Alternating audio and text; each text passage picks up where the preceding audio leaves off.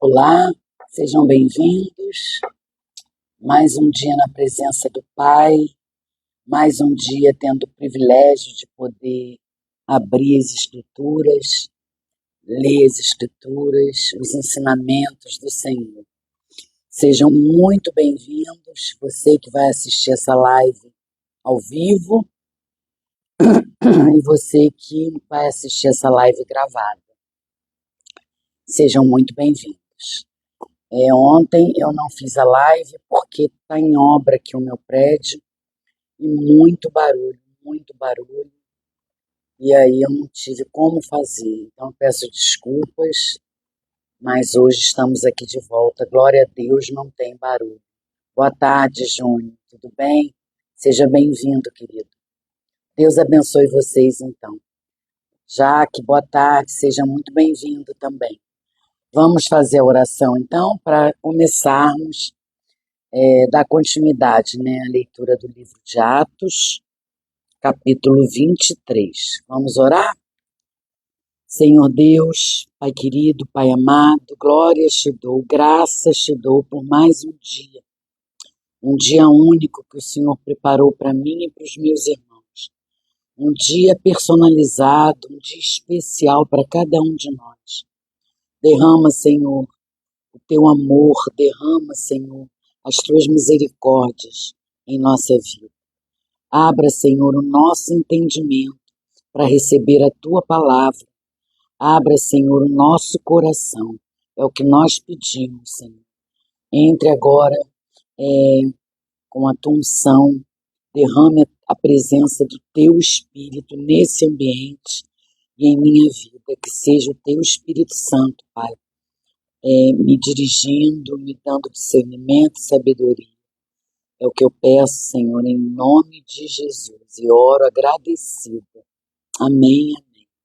Amém, irmãos? Então, vamos fazer a leitura do capítulo 23, porque ontem, como eu falei, foi impossível fazer por conta da obra que está acontecendo aqui no meu prédio. Não tinha como, era uma barulhada danada e a gente não ia conseguir, eu não ia conseguir me fazer entender. Então eu peço desculpas, mas hoje, para a glória do Senhor, está em silêncio aqui. Então vamos lá, capítulo 23. Então, como nós vimos no capítulo 22, no final do capítulo 22, Paulo, no versículo 30 do capítulo 22, diz assim, ele vai diante do Sinédrio. E no dia seguinte, querendo certificar-se dos motivos porque Paulo vinha sendo acusado pelos judeus, o comandante o soltou e ordenou que se reunissem os principais sacerdotes e todo o Sinédrio. E mandando trazer Paulo, apresentou-o diante deles. Aí começa o capítulo 23. Paulo, fixando os olhos no Sinédrio, disse: Meus irmãos, tenho vivido até aqui, meus irmãos, tenho vivido até o dia de hoje com a consciência limpa diante de Deus. Mas Ananias, o sumo sacerdote, mandou aos que estavam perto de Paulo que lhe batessem na boca. Então Paulo lhe disse: olha que coisa, né, gente? Até agredir Paulo eles estavam agredindo. Mas Ananias, o sumo sacerdote, mandou aos que estavam perto de Paulo que lhe batessem na boca. Então Paulo lhe disse: Deus há de te ferir você, parede branqueada. Paulo ali ficou meio irado, né? Chamou o homem de parede branqueada.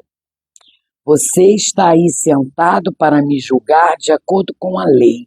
Contra a lei, ordena que eu seja agredido? Os que estavam ali perguntaram a Paulo: Você está insultando o sumo sacerdote de Deus? Paulo respondeu: Eu não sabia, irmãos, que ele é o sumo sacerdote, porque está escrito: Não fale mal de uma autoridade do seu povo. Como Paulo sabia que uma parte do sinédrio se compunha de saduceus e outra de fariseus, exclamou: Irmãos, eu sou fariseu, filhos de fariseus. Estou sendo julgado por causa da esperança e da ressurreição dos mortos. Paulo, ele era perseguido porque ele falava da ressurreição, ele falava de Jesus. Então, a gente enxergar o pecado do outro, que a gente vê aqui no capítulo 3, no versículo 3, que diz assim, ó, então Paulo lhe disse, Deus há de ferir você, parede branqueada, você está aí sentado para me julgar, de acordo com a lei. Então, enxergar o pecado do outro, como, achando que o pecado do outro é uma trave, né? E o nosso é um cisco. A gente tem essa mania. A gente olha o nosso pecado como um cisco e o do outro como uma trave. E, na realidade, é ao contrário, né? A gente precisa vigiar para não ficar julgando o irmãozinho, porque a gente também é pecador. E a gente está falando de alguém, mas antes de falar desse alguém, a gente precisa olhar para nós mesmos, para poder julgar o outro. Não somos quem somos nós para julgar o nosso irmão, né?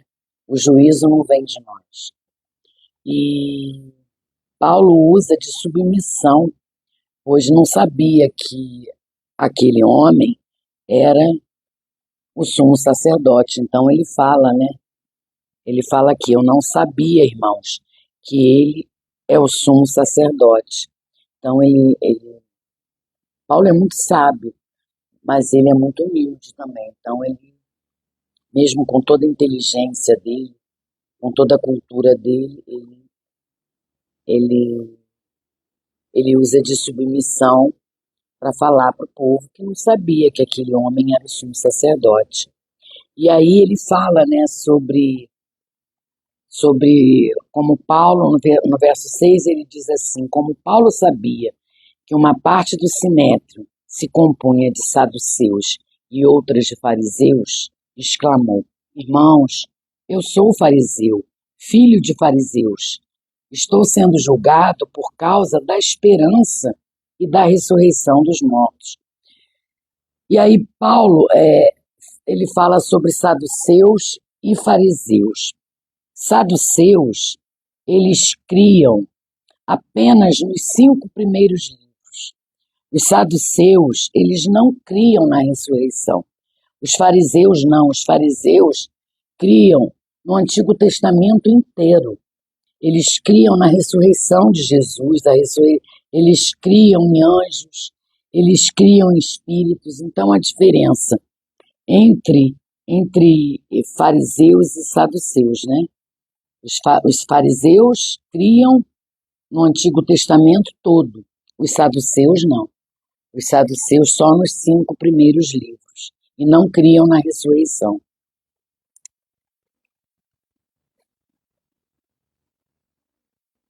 E Paulo toma partido dos fariseus, porque ele diz que era um fariseu.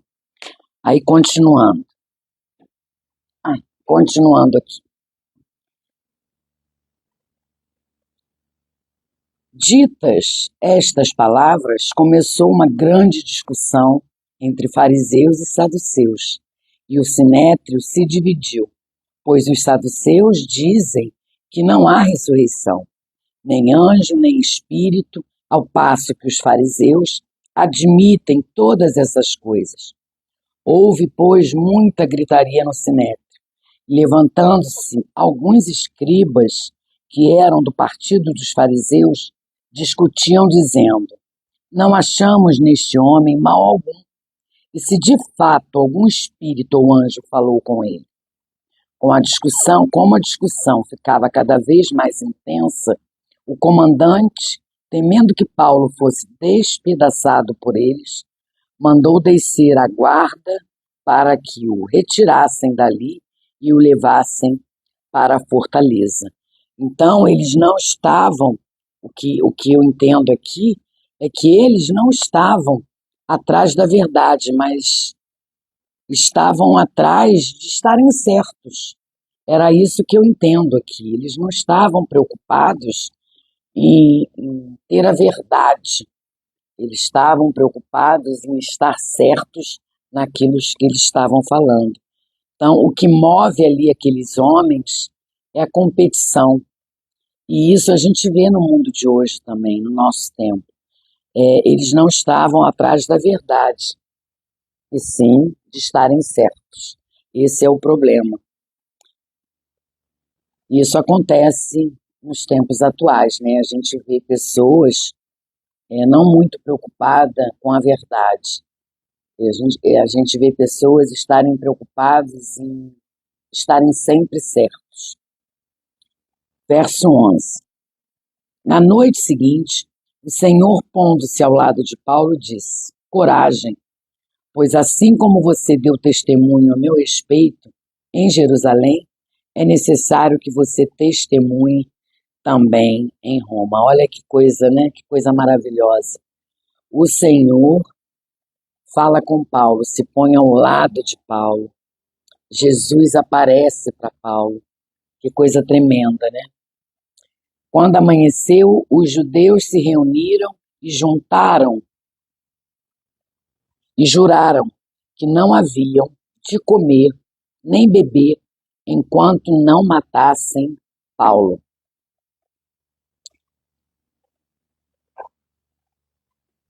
Eram mais de 40 os que se envolveram nessa conspiração.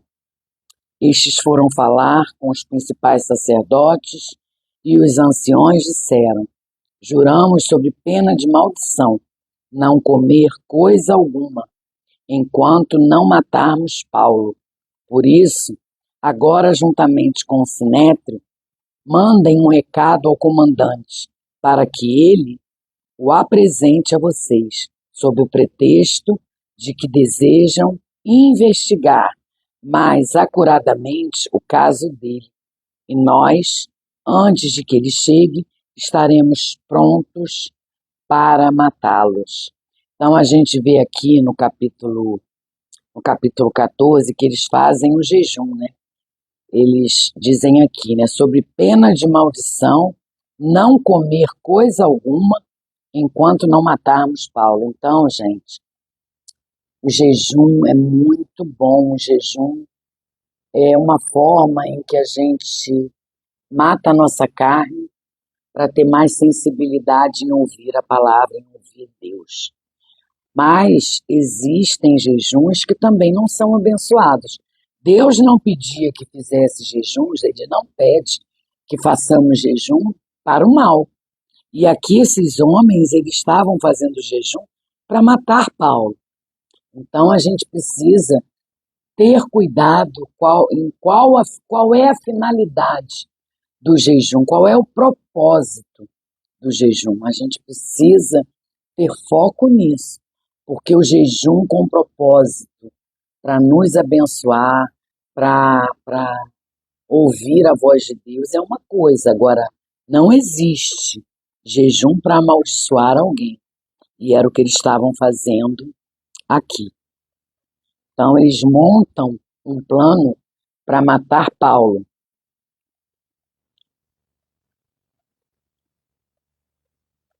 Mas o filho da irmã de Paulo, tendo ouvido a respeito da trama, entrou na fortaleza e contou tudo a Paulo.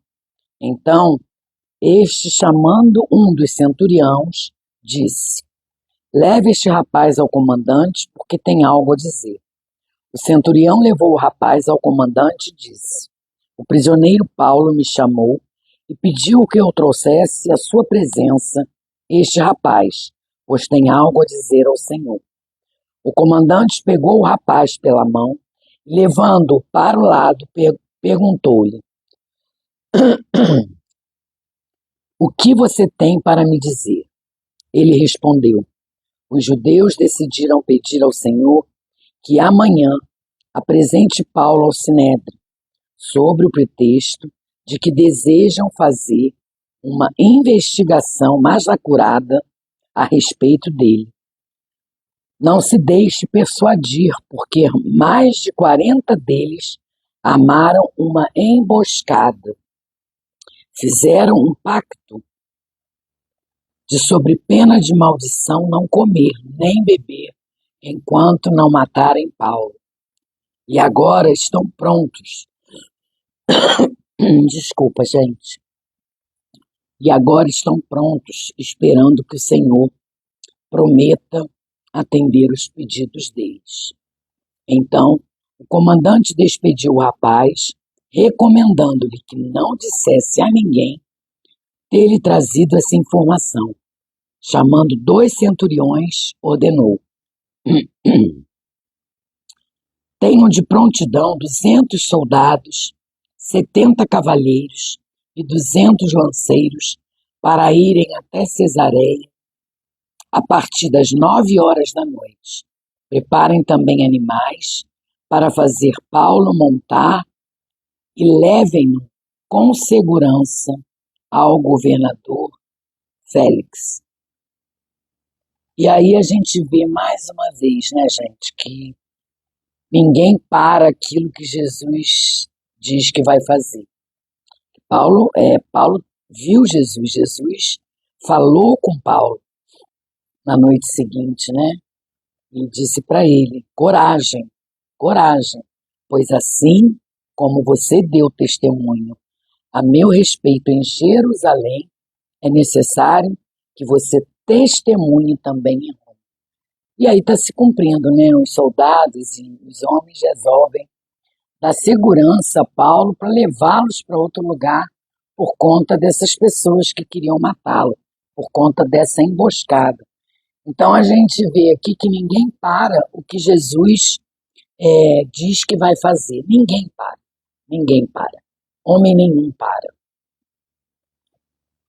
E a gente vê também um grupo de soldados, olha como Jesus faz, né?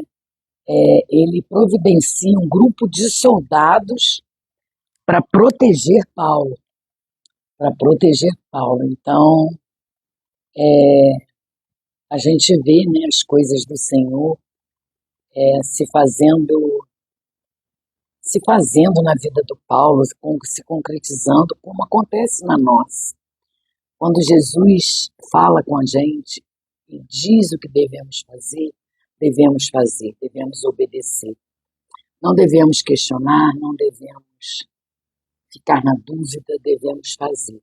Se Ele mandou, faça. Faça. Não fique na dúvida, nem tente fazer do seu jeito, porque você vai se frustrar. Então, obedeça ao Senhor. Verso 25. O comandante escreveu uma carta nesses termos. Então, mandaram que os guardas levassem Paulo, né? Eles estavam indo levar Paulo, mas o comandante escreveu uma carta para Félix. Então diz assim, ó: Cláudio Lísias, ao excelentíssimo governador Félix, saudações. Este homem foi preso pelos judeus e estava prestes a ser morto por eles, quando eu, sobrevindo com a guarda, o livrei por saber que ele era romano. Querendo certificar-me do motivo por que o acusaram, levei-o ao sinédrio deles.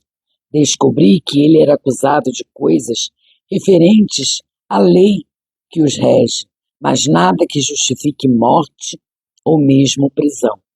Sendo eu informado de que ia haver uma emboscada contra o homem, tratei de enviá-lo imediatamente ao Senhor, intimando também os acusadores a irem dizer, na sua presença, o que eles têm contra ele. Passem bem. Então, os soldados, conforme lhes foi ordenado, pegaram Paulo e durante a noite conduziram até Antipátride. No dia seguinte voltaram para a fortaleza, tendo deixado os cavaleiros encarregados de seguir viagem com eles. Quando estes chegaram a Cesareia, Quando estes chegaram a Cesareia, entregaram a carta ao governador e também lhe apresentaram Paulo. Lida a carta, o governador perguntou de que província Paulo era, e quando soube que era da Cilícia, disse: ouvirei você quando chegarem os seus acusadores, e mandou que ele ficasse preso no pretório de Herodes. Então é isso que a gente vê, né? O homem, ele se preocupa aqui nesse capítulo. Paulo vai diante do Sinédrio, o Senhor aparece para Paulo, as pessoas fazem uma emboscada para Paulo, e mediante essa emboscada, o governador resolve providenciar, né, que os guardas levem Paulo para outro lugar, que a levem para o governador Félix, para que lá ele seja julgado. Então, assim, a gente percebe aqui que o homem ele está muito preocupado em ter razão, em estar certo. Ele não está muito preocupado com a verdade. Então a gente precisa estar atento a essas coisas. A gente precisa vigiar, porque existe a competição, né? Eu quero, eu quero que a minha palavra prevaleça, não a dele, não a dela. E às vezes o que a gente está falando está errado. Às vezes nem é por mal. Às vezes a gente está falando alguma coisa por falta de conhecimento mesmo. Se o irmão está falando outra, a gente precisa procurar saber, porque a gente tem que levar em conta a verdade, não estar certo ou errado. Entendeu? Eu penso dessa forma. E é isso que eu entendo nesse capítulo, que o Senhor nos mostra que quando Ele nos dá uma ordem, quando Ele nos manda fazer algo, e a gente deve obedecer, porque é isso que o Paulo fez. Paulo tinha que ir para Roma levar o Evangelho, falar da ressurreição, falar de Deus para aquelas pessoas. E Jesus diz, né? E o Senhor diz para ele: coragem, segue em frente. E aí a gente termina aqui o capítulo 23 e amanhã a gente continua no capítulo 24. O que a gente vê no livro de Atos, Atos do Espírito Santo, porque para mim esse livro de Atos dos Apóstolos é o Atos do Espírito Santo. O que a gente vê no livro de Atos é o ministério, é o caminhar do ministério. Então a gente vai começar a ver a história de Paulo, as igrejas que ele tá criando, né, as pessoas, os lugares por onde ele passa. Essa é a trajetória do livro de Atos. E aí no verso 24 a gente já vai ver Paulo apresentando a sua defesa, a gente vai ver Paulo se defendendo no capítulo 26 do rei Agripa. A perseguição, gente, ela continua. Ela continua. E Paulo é perseguido agora. Então é muito interessante, é muito bom a gente conhecer a trajetória de Paulo, desde o início. E aí o livro de Atos ele nos vai nos mostrando essa trajetória, amém? Então que nós sejamos muito abençoados com a leitura desse livro. Vamos orar para terminar a live e amanhã eu estarei aqui para continuar a leitura do livro, capítulo 24, se Deus quiser, né? Eu vou pedir a vocês mais uma vez que deem um pulinho lá no YouTube, curtam, comentem, compartilhem e se inscrevam no canal, caso não estejam inscritos ainda, para que o YouTube entenda que o conteúdo é relevante e que mantenha o canal no ar. Amém? Por favor, gente, vamos glorificar o nome do Senhor, eu creio que a palavra de Deus ela não volta vazia, tá bom? Então vamos orar para terminar. Senhor Deus, Pai querido, gratidão, Senhor, gratidão por mais uma leitura. Como é bom, Senhor, como eu tenho sido edificado, como eu tenho sido, como o Senhor tem me instruído em Sua palavra. Ah, Senhor, faz isso com meus irmãos. Eu espero que todos estejam sendo muito abençoados, como eu estou. Obrigada, Senhor. Obrigada por nos trazer coisas, né, palavras que nos remetem aos dias atuais e que a gente pode fazer comparações, porque a gente vive exatamente, não na mesma proporção do que naquele tempo em que havia prisão, mas a gente vive sim a comparação, a gente vive sim a soberba, a gente vive aquele que quer ser melhor que o outro. Pai, nos ensine a ter um coração humilde, nos ensine a fazer aquilo que o Senhor ordenou com humildade, com amor, levar a tua palavra, levar o teu evangelho, falar do teu amor, falar, Senhor, da ressurreição, mas falar com amor, com humildade, não para se sentir melhor que o outro. Nos dê sabedoria, Pai, nos dê discernimento para entender qual o propósito que o Senhor tem para cada um de nós. Obrigada, Senhor, por mais esse estudo. Obrigada por essa leitura. Obrigada, Pai. Agora eu oro em nome de Jesus, Pai, para que o Senhor cuide de cada irmão e irmã que aqui estão online, ao vivo. Abençoa a vida deles, abençoa a vida dos seus familiares, dos seus filhos, do seu trabalho, Pai. Dê provisão espiritual, provisão material. Dê, Senhor, a provisão que o Senhor acha, que o Senhor sabe que tem que dar, porque o Senhor conhece o coração de cada um. Então, Senhor, derrama a tua unção, derrama o teu amor em cada irmãozinho, em cada irmãzinha. Pai, eu oro também aquele povo tão sofrido do Rio Grande do Sul. Ah, Senhor, as chuvas continuam, parece que voltaram agora, houve chuva de gelo, parece que está havendo muito trovão, muito relâmpago. E a gente ficou vendo na internet, Senhor, e não sabe se realmente é o que está acontecendo. Pai, impõe a tua mão sobre aquele estado, Pai. Derrama, Pai, o teu amor, a tua unção, o teu poder, porque nós sabemos que o Senhor pode tudo, o Senhor, com uma só voz, uma só ordem, o Senhor pode terminar com tudo isso. O Senhor pode fazer com que cessem as chuvas, com que tudo fique em paz, mas nós sabemos que para tudo isso tem um propósito. Nos ajuda, Senhor, ajuda esse povo a entender qual o propósito de tudo isso. Senhor, e abençoa os voluntários que estão na linha de frente, que estão ali salvando vidas, que estão ali nos abrigos, cuidando das mulheres, das crianças, dos idosos, Senhor.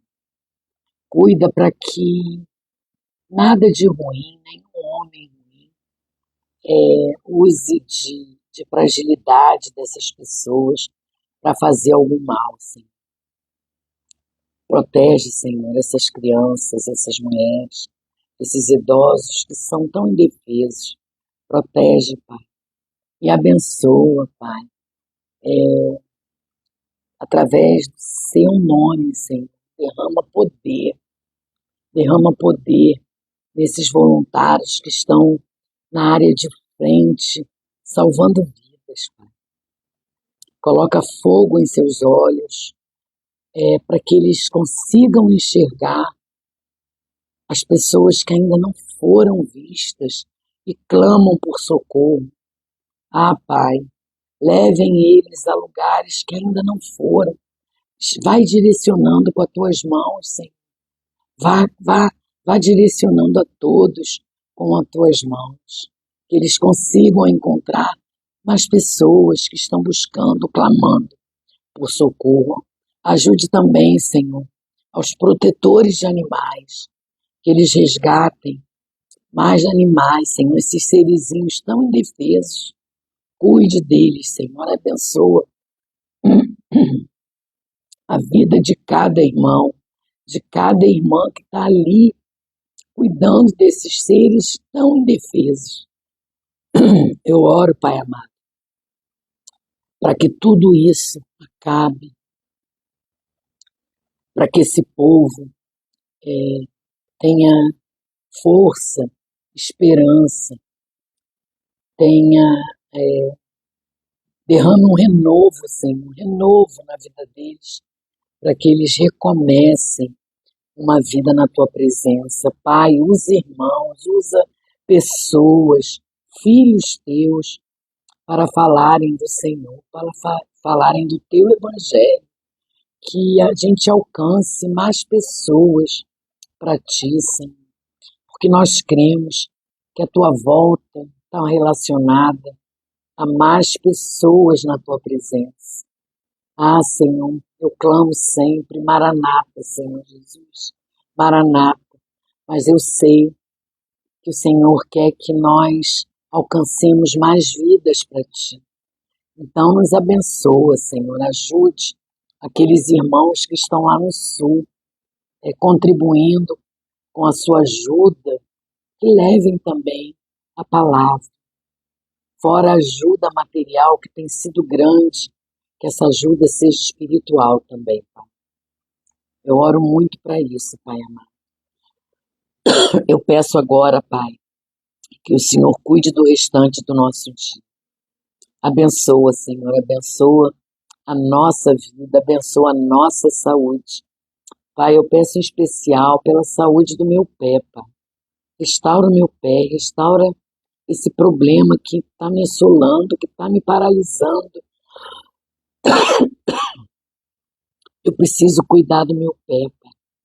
Eu estou cuidando com o médico, com o fisioterapeuta, e eu creio que ali são as tuas mãos, impondo nas mãos do médico, do fisioterapeuta, para me tratar.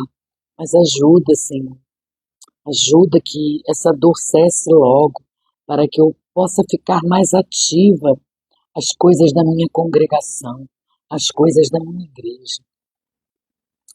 Pai, eu agradeço por mais um dia na Tua presença, por mais um dia lendo a Tua palavra. Senhor, eu oro, agradecida, com perdão dos meus pecados, em nome de Jesus. Amém. Amém, irmãos. Deus abençoe vocês. Desculpem a tosse. Hoje eu estou a garganta um pouco doendo, essa tosse chata. É muito chato, mas em nome de Jesus eu vou ficar boa. Tá bom, gente? Deus abençoe vocês. Fiquem com Deus. Até amanhã, se Deus quiser e se assim Ele permitir. Beijos. Até amanhã.